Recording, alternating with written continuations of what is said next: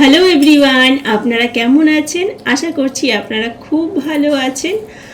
আপনারা তো অনেক ধরনের চপ, পকোড়া, কাটলেট খেয়েছেন, কিন্তু আজকে আমি বানাবো কোনো চপ পকোড়া নয়। মানে হচ্ছে আজকে আমি কোনো চপ বানাবো না, ভুট্টার পকোড়া বানাবো, যেটি খেতে অসাধারণ দুর্দান্ত হয়, খেতে না খুবই সুস্বাদু হয়। যদি আপনারা কখনো না খেয়ে থাকেন, একবার এটা এইভাবে বানিয়ে দেখবেন। মানে আজকে আমি যেইভাবে বানাবো, খেতে খুবই টেস্টি হয়। একবার যদি আপনি বানিয়ে খান, বারবার বানিয়ে আপনি কিন্তু এটা মানে বারবার বানাবেন বাড়িতে, আর সবাই কিন্তু ডিমান্ডও করবে। আর এই ভুট্টার পকোড়াটা বানাতে না একদম টাইম লাগে না, আর জিনিসপত্র খুবই কম লাগে। ঘরে থাকা জিনিসপত্র দিয়েই আপনি খুব সহজে 7 থেকে 8 মিনিটের মধ্যেই এই ভুট্টার পকোড়াটা আপনি তৈরি করে নিতে পারবেন, যদি ভুট্টা থাকে আপনার কাছে। তো এখানে আমি একটা ভুট্টা নিয়েছি, তো ভুট্টার যে দানাগুলো আছে সেগুলো আমি ছুরির সাহায্যে কেটে নিচ্ছি।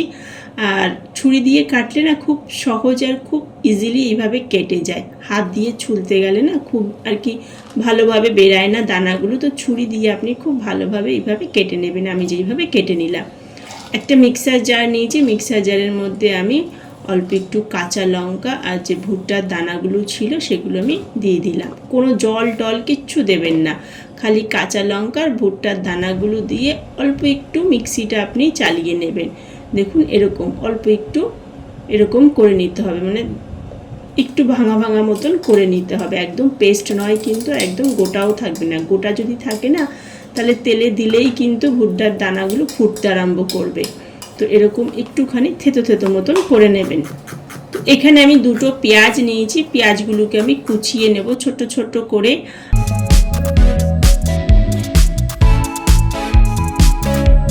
আর আপনারা যদি পেঁয়াজ না খান, মানে যদি কোনো নিরামিষ দিনে বানান, তাহলে পেঁয়াজের বদলে আপনারা আলুও ইউজ করতে পারেন। তো আলুটাকেও এইভাবে আপনি ছোট ছোট করে কেটে নিতে পারেন।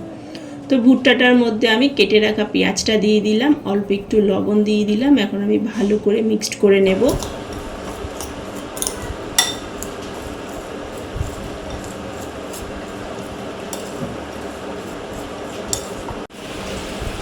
এখানে আমি ছোট চামচের 1 চামচ আজওয়াইন নিয়েছি। আজওয়াইনটাকে ভালোভাবে একটুখানি আমি ক্রাশ করে নিলাম, হাতে ডলে নিলাম।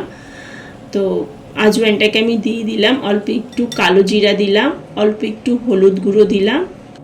এখানে আমি 4 চামচের মতন মানে 1/4 কাপ চালের গুঁড়ো দিয়ে দিয়েছি। বেসন নিলাম 1/4 কাপই, মানে যতটা চালের গুঁড়ো নেবেন ততটাই আপনাকে বেসনও দিতে হবে। তো এখানে আমি অল্প একটু ধনেপাতা নিয়েছি, আমার কাছে বেশি ধনেপাতা ছিল না। আপনার কাছে যদি বেশি ধনেপাতা থাকে তাহলে আপনি দিয়ে দেবেন। ধনেপাতা দিলে কিন্তু আরও টেস্টটা আরও সুন্দর আসে পকোড়া। তো ভালোভাবে সব কিছু প্রথমে মিক্সড করে নেবেন, সব কিছু দিয়ে কিন্তু জল দেবেন না, ভালোভাবে মিক্সড করে নিতে হবে। দেখুন আমি যেইভাবে খুব ভালোভাবে মিক্সড করে নিয়েছি প্রথমে, তারপর কিন্তু আমি জল দিয়েছি আগে ভালোভাবে, কেন ভুট্টা না একটু চটচটে হয়। তো ভালোভাবে সমস্ত কিছুটা আগে মিক্সড করে নেবেন, তারপর যদি জল লাগে তাহলেই দেবেন। 2 চামচ মতন জল আমার লেগেছে, তাই আমি দিয়েছি। যদি জল না লাগে তাহলে দেওয়ার দরকার নেই, ওইভাবেই আপনারা পকোড়াটা তৈরি করে নিতে পারেন। তো দেখুন পকোড়াটা ঠিক এরকমই হতে হবে, মানে যে ব্যাটারটা আছে ঠিক এরকমই হতে হবে, বেশি একদম পাতলাও না আবার বেশি মোটাও না, ঠিক এরকমই হতে হবে। তো গ্যাসটাকে অন করে কড়াইটাকে আমি বসিয়ে দিলাম। কড়াইটা ভালোভাবে গরম হয়ে যাওয়ার পর আমি তেল দিয়ে দিলাম, আর তেলটাকে না খুব ভালোভাবে প্রথমে গরম করে নেব। আপনারা যে কোনোই পকোড়া বা চপ কিছু বানান না কেন, প্রথমে ভালো করে তেলটা গরম করে নেবেন, তারপরে গ্যাসটাকে কম করে দেবেন। তেলটা গরম করে নেওয়ার পর গ্যাসটাকে কম করে দেওয়ার পর তারপরে পকোড়াগুলো ছাড়বেন। আর দেখুন কোনো শেপ দিতে হবে না, ছোট্ট ছোট্ট গোল গোল করে, যেরকম ডালের বড়া হয় না, আমরা তো হামেশাই বাড়িতে বানিয়ে থাকি ডালের বড়া তরকারি বা ডালের বড়া কোনো পকোড়া। তো এরকমভাবেই ছোট্ট ছোট্ট হাতের মধ্যে নিয়ে অল্প একটু করে মিক্সচারটা নিয়ে তেলের মধ্যে দিয়ে দেবেন। দেখুন তো একটুখানি হয়ে এলে উল্টে পাল্টে এটাকে খুব ভালো করে ভাজা ভাজা করে নেব। এখানে আমরা মানে খুব ভালো করে ভেজে নেব। দেখুন একদম কুরকুরে করে ভেজে নিচ্ছি এখানে। দেখুন প্রথম ব্যাচ রেডি। পকোড়াগুলোকে বাইরে বার করে নেব, আর যতটা ব্যাটার বেঁচে আছে সেটা দিয়েও আমরা পকোড়াটা তৈরি করে নেব। আর একটা ভুট্টা দুটো পেঁয়াজ দিয়ে দেখুন কতগুলো পকোড়া আমি এখানে বানালাম।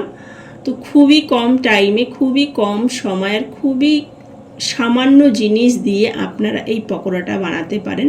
একটা ভুট্টার তো মাত্র 5 টাকা দাম আর 2টো পেঁয়াজ। তো এই দিয়ে অনেক কটা পকোড়া কিন্তু আমি বানিয়ে নিলাম খুবই কম খরচায়। সব সময় কিন্তু বাইরের খাবার খেতে ইচ্ছা করে না বা বাইরে থেকে কিনে আনতে ইচ্ছা করে না। আর এই টাইপের জিনিস না দোকানে পাওয়া যায় না। ততক্ষণে আমার ছেলেও স্কুল থেকে চলে এসছে ভিজে টিজে একদম। তো ও তো এসেই আর কি ঘরের মধ্যে একটা সুন্দর কনের মানে ভুট্টার গন্ধ বেরোচ্ছে, এসেই খুব খুশি যে মা কী বানাচ্ছো কী বানাচ্ছো। আমি বললাম স্পেশাল কিছু হচ্ছে আজকে। তো ও তো খুব খুশি হয়ে গেল শুনেই। আর এখানে দেখুন নেক্সট টাইম যেটা আমরা দিয়েছিলাম সেটাও কিন্তু খুব ভালোভাবে ভাজা হয়ে গেছে, একদম কুরকুরে মুচমুচে ভাজা হয়ে গেছে। পকোড়া ভাজবার সময় গ্যাস কখনো হাই রাখবেন না, সব সময় লো মিডিয়ামে রেখে পকোড়াগুলোকে ভাজবেন, নালে কিন্তু ওপর থেকে ভাজা হয়ে যাবে, ভেতর থেকে কিন্তু ভাজা হবে না, কাঁচা কাঁচাই থেকে যাবে। দেখুন এখানে কত সুন্দরভাবে পকোড়াগুলো আমি ভেজে নিয়েছি। দেখুন একদম মুচমুচে ভুট্টার পকোড়া রেডি। আপনারাও এইভাবে বাড়িতে বানিয়ে নিতে পারেন। আপনাদের যদি ভিডিওটি পছন্দ হয়, ভালো লাগে, ভিডিওটিকে লাইক শেয়ার করবেন অ্যান্ড চ্যানেলটি সাবস্ক্রাইব করতে ভুলবেন না। Tata, bye bye.